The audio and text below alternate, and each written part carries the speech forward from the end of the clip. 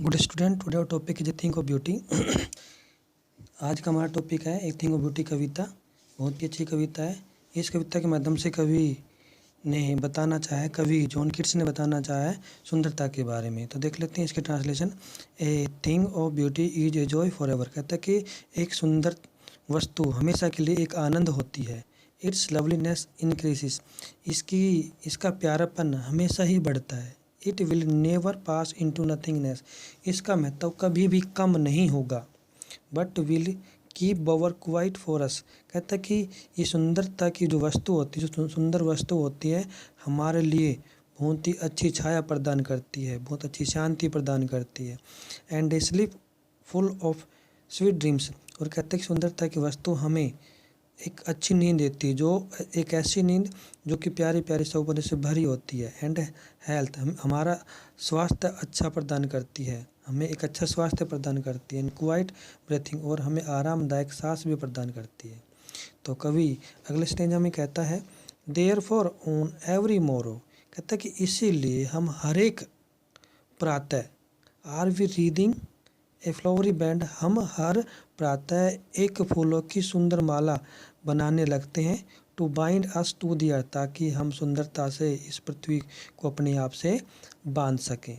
Spite of डेस्पोडेंस, कहता है कि संसार के अंदर बहुत ज़्यादा निराशा है, इतनी निराशा होने के बावजूद भी of the inhuman dearth of noble nature, कहता है कि इस दुनियादारी के अंदर बहुत ज़्यादा अच्छे विचारों की कमी है। ऑफ ग्लोमी डेज, बहुत ज़्यादा उदासी समय है, उदासी का समय है। ऑफ ऑल अनहेल्दी, कहते हैं कि बहुत अस्वास्थ्य है। एंड ओवर डार्केंड वेज, और बहुत ज़्यादा मक्कारिया है। इतना सब कुछ होने के बावजूद भी जो ब्यूटीफुल थिंग्स है वो हमारे लिए खोज करती है। Yes in spite of all, इतना सब कुछ होने के बावजूद भी some shape of beauty moves away the pall from our dark spirit, इतना होने के बावजूद भी जो सुंदरता की वस्तु है वो हमारी अंधेरी आत्मा पर से जो है पर्दा हटा देती है, अज्ञानता का पर्दा हटा देती है। अगले स्टेंजा में कवि कहता है कि प्रकृति ने हमें बहुत सी सुंदर सुंदर वस्तुएं प्रदान करी है, जैसे कि the such as the sun the moon, जैसे कि सूरज है, चंद्रमा है। ट्रीज ओल्ड, बड़े बड़े पुराने वृक्ष हैं। एंड यंग, और जवान वृक्ष हैं। स्प्राउटिंग सैडी बून है, कहते हैं कि छायादार फलते फूलते जो है वृक्ष हैं, जो कि बून है, एक वरदान साबित होता है। फॉर सिंपल सी, एक छोटी सी भेड़ के लिए भी, साधारण भेड़ के लिए भी। और आगे प्रकृति की सुंदरता का वर्णन करता हुआ कवि कहता है एंड सच आर डैफोडिल, कहते हैं कि ऐसे ही नरगिस के फूल होते हैं। With green world they live in, कहते हैं कि हरे हरे भरे संसार में ये रहते हैं। Such are daffodils with the green world they live in, कहते हैं किसी प्रकार से नरगिस के फूल होते हैं जो हरे भरे संसार के अंदर रहते हैं। एंड क्लियर रिल्स, और साफ पानी की छोटी छोटी नदियाँ। That for themselves A cooling covered make against the hot season, कहते कि ये छोटी छोटी साफ पानी की नदियाँ हमारे लिए गर्म मौसम के अंदर बहुत ही ठंडकाई प्रदान करती है। द मिड फॉरेस्ट ब्रेक, कहता है कि जो वन होता है, वन में बहुत ज़्यादा झाड़ियाँ होती है, वन के बीच में जो झाड़ियाँ होती है। Rich with sprinkle of fair musk rose bloom, कहते हैं कि जो झाड़ियाँ होती है ये सुंदर सुगंध से भरपूर गुलाबों, से गुलाब के फूल, सुंदर फूलों से भरपूर होती है। अर्थात इस प्रकार से प्रकृति सजी हुई होती है सुंदर सुंदर फूलों से। And such too is the grandeur of the doom, इस प्रकार कवि कहना चाहता है मृत्यु की भी अपने आप में एक शान होती है, मृत्यु भी अपने आप में एक शान होती है। We have imagined for the mighty dead, हमने एक शक्तिशाली मौत की भी कल्पना की है। All lovely tales that we have heard or read, कहते कि कोई भी कहानी या हमने सुनी हो या पढ़ी हो। An endless fountain of immortal drink, वो सभी कहानियाँ जो हमने पढ़ी या सुनी है वो एक अंतरहित अमृत का एक फुहारे के समान है। वो फुहारा जो हमारे ऊपर अमृत बरसा रहा है। कहाँ से आ रहा है? Pouring on to from the heaven brink. ये अमृत स्वर्ग से स्वर्ग से टपक टपक कर हमारे ऊपर गिर रहा है। अर्थात सुंदरता के रूप में कवि कहना चाहता है कि सुंदरता जो है कभी भी निरर्थक नहीं होती, हमेशा शांति प्रिय, शांति देने वाली होती है, अमृत के समान होती है। तो इसी कविता की अब हम क्वेश्चन आंसर देख लेते हैं टेक्सुअल।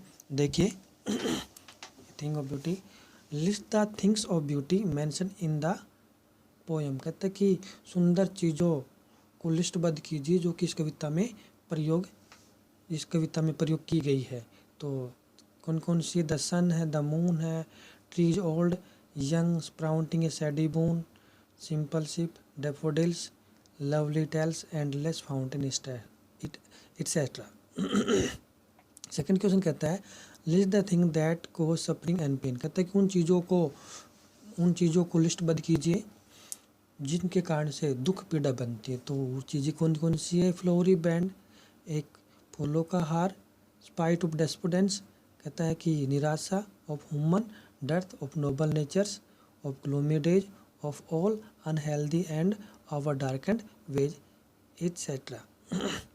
क्वेश्चन नंबर थर्ड में कहता है what does the line therefore are we reading flowery band to bind us to earth suggest to you. कहता है कि व्हाट डज द लाइन, कहता है कि हम फूलों की माला बना रहे हैं अपने आप को इस पृथ्वी से बांधने के लिए, इसका तुम्हारे विचार में क्या अर्थ निकलता है, इसका अर्थ सुझाइए।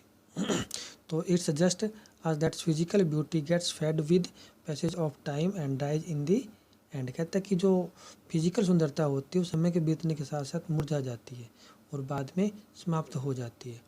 What makes human being love life in spite of troubles and suffering। कहता है कि वो कौन सी चीज़ है जो इतनी दुख पीड़ा होने के बाद भी मानव जीवन को जो आगे चलाने में सहायता प्रदान करती है।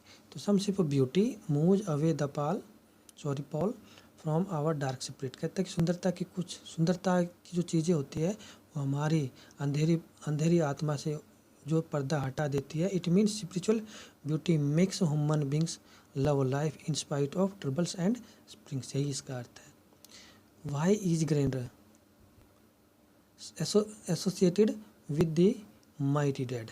कहता है कि मृत्यु को एक शक्तिशाली मृत्यु का जो संबंध है वो ग्रैंडर से क्यों बताया जाता है? तो grandeur is associated with the mighty dead because of dying while doing heroic dead. इसलिए बताया गया शक्तिशाली मृत्यु से क्योंकि आदमी तब मरे जब वो एक हीरोइक कार्य कर रहा होता है, जो हीरोइक कार्य कर रहे होते हैं। Do we experience thing of beauty only for short moment. क्या तुम्हारे विचार में जो सुंदरता की वस्तु है वो थोड़े समय के लिए होती है?